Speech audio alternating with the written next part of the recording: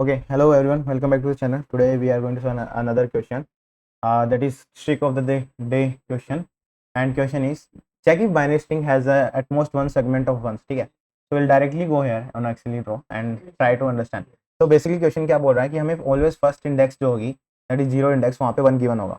And we have to find at most यानी ज़्यादा से ज़्यादा एक ही कॉन्टिजियस होना चाहिए यानी कॉन्टिजियस पेयर ऑफ वन होना चाहिए यानी अगर यहाँ पे वन है तो आगे वाला वन हो सकता है ये मतलब कंटिन्यूस होना चाहिए बीच में जीरो नहीं आना चाहिए। अगर मैं इस एग्जांपल को ध्यान से देखूं तो फर्स्ट इज वन, ठीक है, ये पेयर मेरा हो गया। अब आगे जीरो है, ठीक है, तो एक पेयर हो गया मेरा, वन इज सिंगल, अकेला अकेला पेयर होता है, राइट। तो फिर जीरो आ गया, राइट, फिर वापस जीरो आ गया, फिर वन आया, तो यहाँ पे एटमोस्ट वाली कंडीशन जो है ना वो फेल हो गई है, तो इसका आंसर क्या हो जाएगा, false, right. Now what if I take example another, so हम एग्जांपल लेते हैं 110 एग्जांपल ले लिया, ठीक है।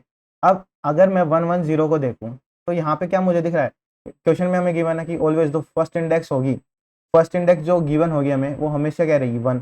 तो उसके आगे वाला क्या है, वन, तो कॉन्टिजियस है, राइट, मतलब एक के बाद एक है, ठीक है। उसके बाद क्या है, जीरो, तो क्या मेरे को पता चल रहा है कि ये कॉन्टिजियस पेयर है और एटमोस्ट वन ही है, राइट। तो आंसर क्या आ जाएगा, ट्रू, राइट। ठीक है, हमें यही करना है।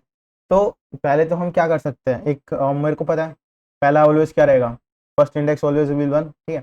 अगर लेंथ हमेशा वन है और वन है अगर हमारी लेंथ स्ट्रिंग की लेंथ क्या है, वन, एंड स्ट्रिंग की लेंथ क्या है, बाइनरी स्ट्रिंग की लेंथ क्या है, और वन है, तो वो कंटिन्यूस पेयर है, राइट। तो ऑलवेज ट्रू हो जाएगा, तो मैंने ये लिख दिया है। देन मैंने क्या किया, वन से लूप चला लिया है कि मैंने यहाँ पे लूप चलाया है और मेरे को पता है कि it will be always be one. अब अगर इसके बाद क्या होता है, ये मैंने यहाँ से लूप चलाना है, ठीक है।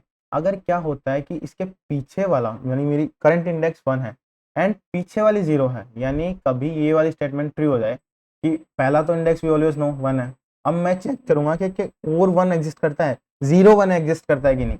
आई have to check is there zero one exist और नॉट, ठीक है।